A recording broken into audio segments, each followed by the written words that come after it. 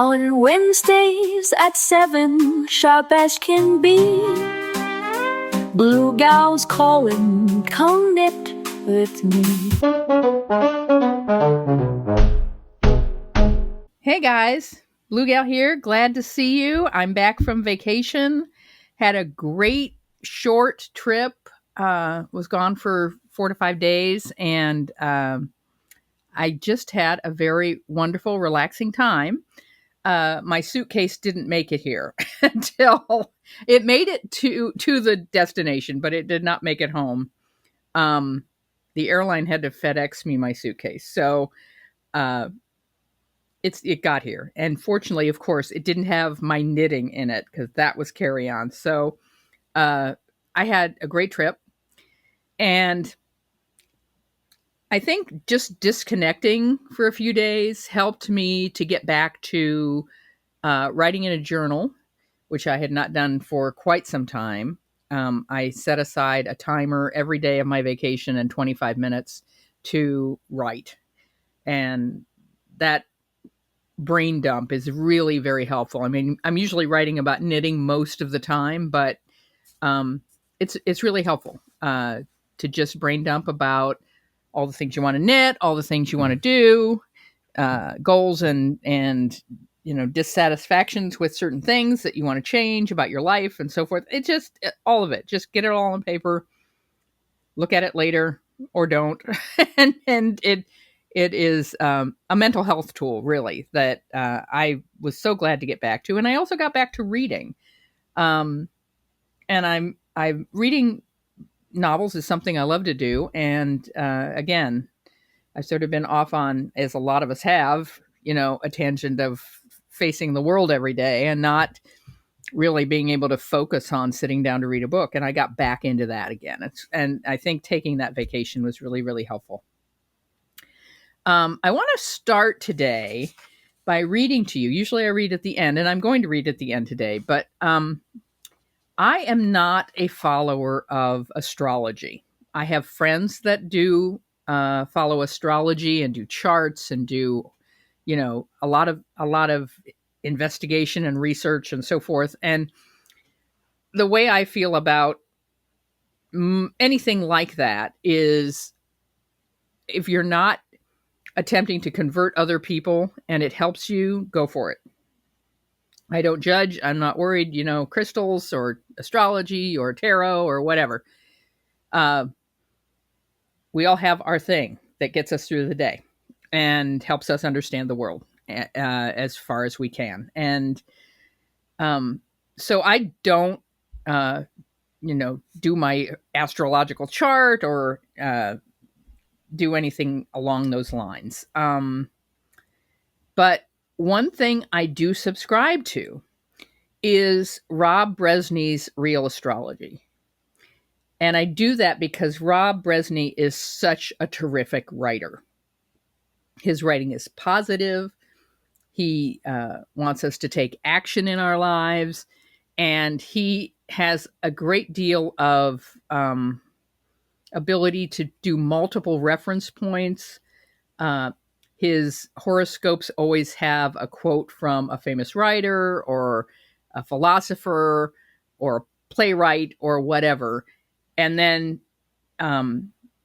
some sort of action that you can take or some sort of mental adjustment you can make that week to reframe your thinking. And I think it's much more of a kind of essay in kind of, let's think about your life and how you can make it more positive, rather than your chart says you're going to fall in love or your chart says you're going to do, predicting the future. It isn't that way. And it's very good writing. And I read, I don't just read my own horoscope. I read a lot of what he writes. He's an author of a book called Pronoia instead of paranoia. He goes pronoia and positivity. But this was my horoscope for this week. I was born July 16th, so I'm a Cancer. And again, I just thought this was so readable and so well, I'll just read it. Let you hear what he says. Quote, each negative word in a news headline increases click-through rates, writes Joan Westenberg. Negative political posts on social media get twice the engagement. The system rewards pessimism. Unquote. She wants to be clear, quote, doomsayers aren't necessarily wrong. Many concerns are valid, but they've built an attention economy that profits from perpetual panic. It's a challenge to distinguish between actionable information and algorithmic amplification, genuine concern, and manufactured outrage. Westenberg's excellent points are true for all of us, but it's especially important that you Cancerians take measures to protect yourself now. For the sake of your mental and physical health, you need extra high doses of optimism, hope, and compassion.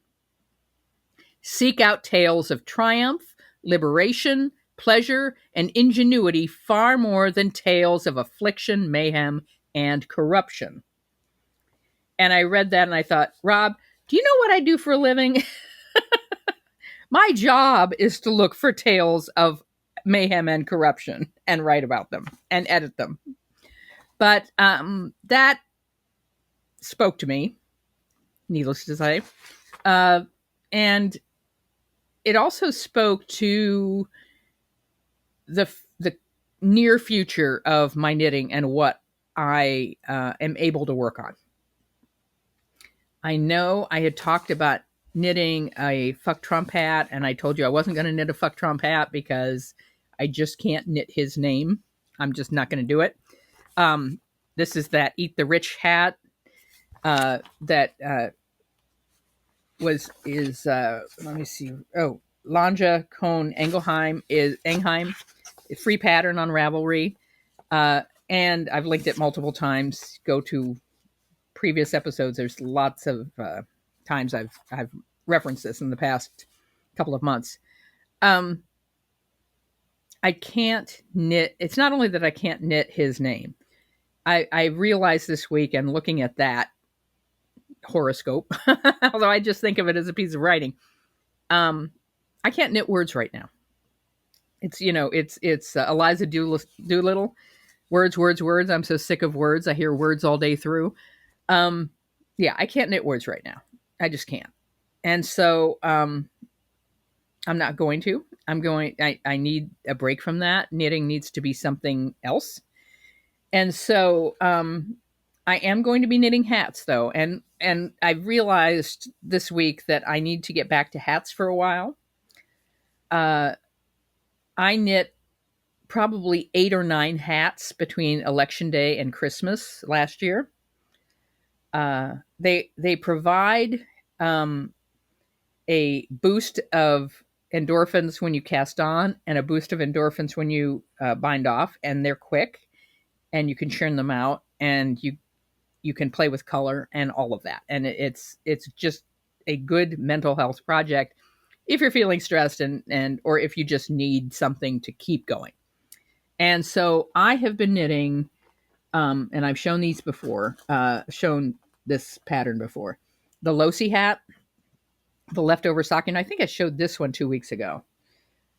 2 strands of sock yarn held together, size 6 needles. This is a free pattern, LOSY, for leftover sock yarn. You take 2 fingering weights and it becomes a DK weight hat. And I just, on my vacation, finished this one. This multicolored yarn has some red in it, and there's a red. I used a solid red with a textured yarn, actually. Not a sock yarn, but a textured yarn. And this, I'm going to try to wash this one and put it through the dryer. It's a little big, but it's warm. And I'm working on a third one. This is blue and brown together. And I always try to put a little border at the bottom of these so that because it's all knit 3 purl 1 throughout the hat. There's no ribbing. It is the whole thing's ribbing. So I try to put a solid kind of border or contrast border at least on the bottom to make it look like it's got some sort of ribbing. So those hats are happening. They're quick. And then I'm going to for the Ukraine hat, and this is the Madeline. Is it? What did I say it was? This is Tosh. Yeah, this is Tosh Merino Light, and these are the Ukraine flag colors. I'm going to knit. This is the Sunflowers in Support of Ukraine hat, and it is by Christy McElligott. And it is a free pattern, and she encourages people to donate money, which I will, send $5 to World Kitchen or some other charity related to Ukraine. And then, so I'm going to knit that hat, this colorwork hat, out of those two colors. Other plans for hats. I have two other hats. So the Losi hat, the leftover sock yarn hat, that's just a quick one that can go in my knitting bag for whatever. I mean, I just always can have one on me. These colorwork hats are going to require more concentration.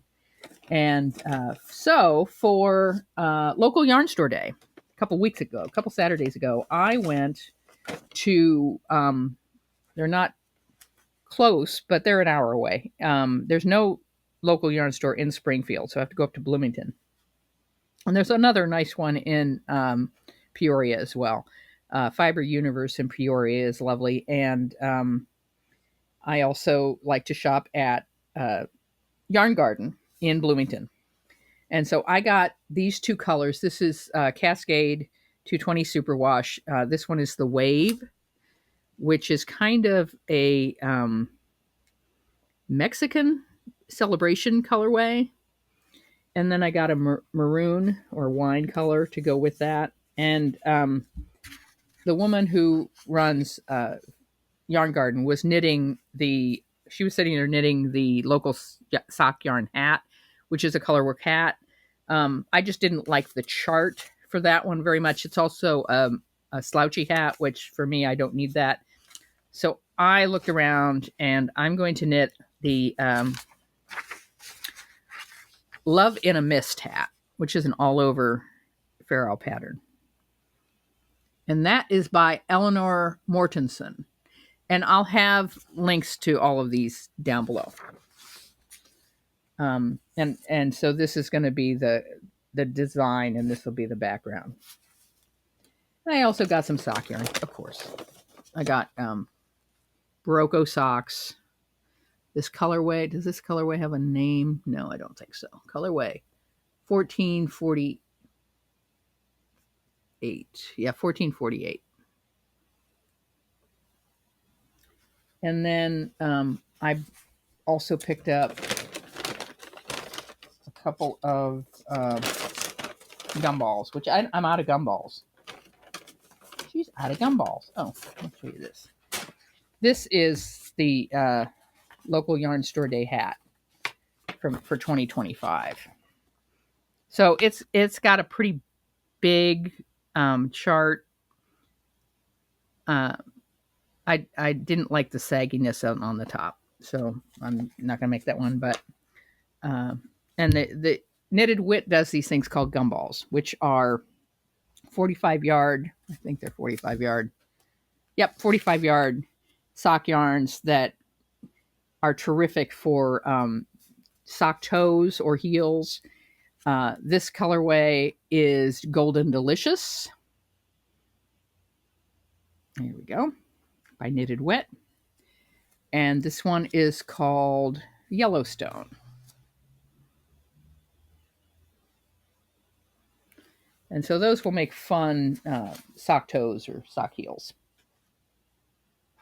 And that was my shopping trip for local yarn store day. Support your local yarn stores.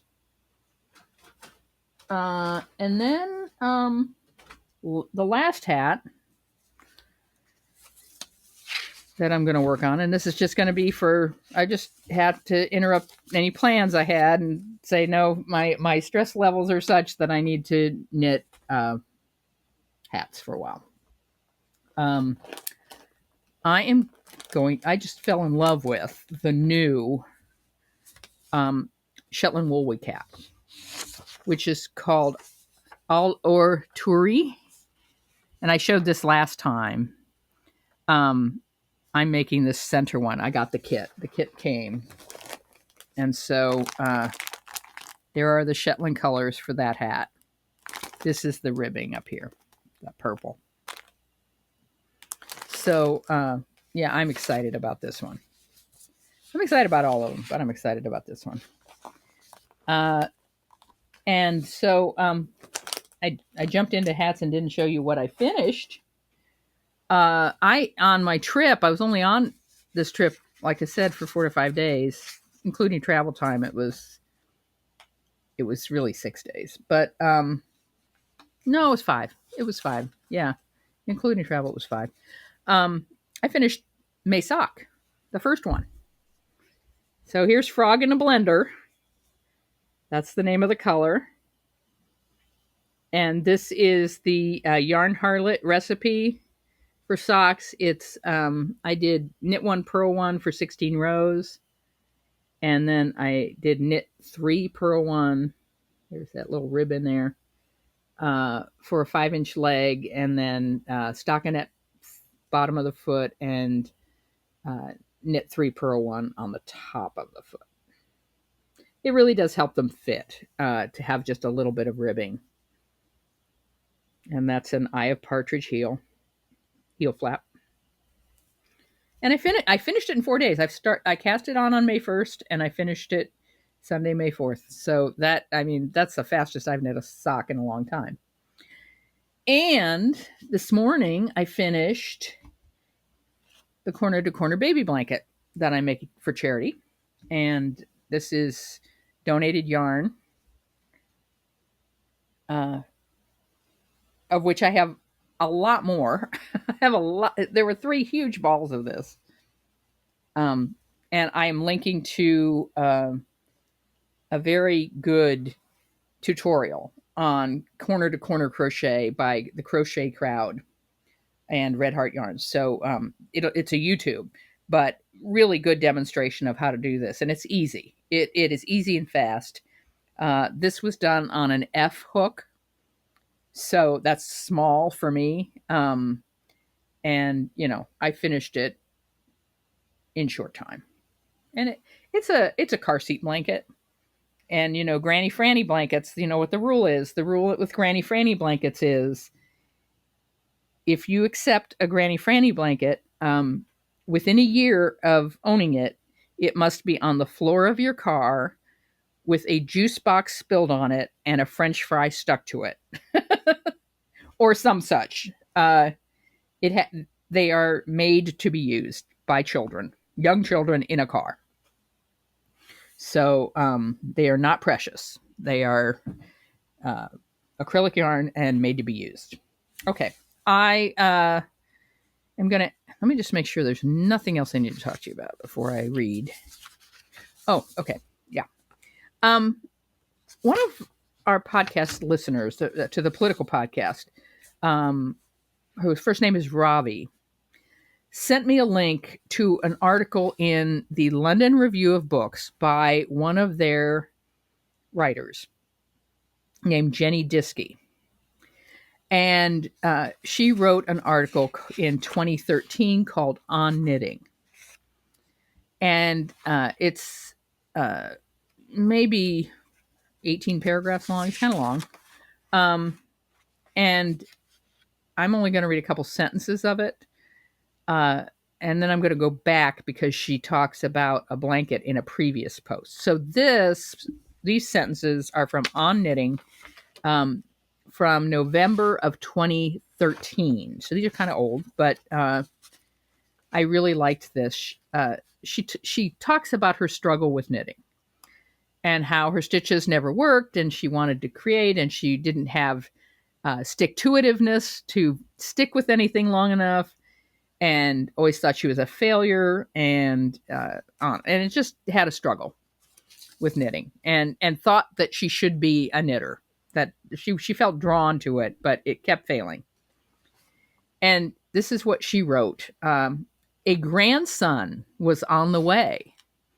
As if in a dream, I bought a pattern, needles, and the advised wool for a striped baby blanket. Just the one thing in just the one stitch.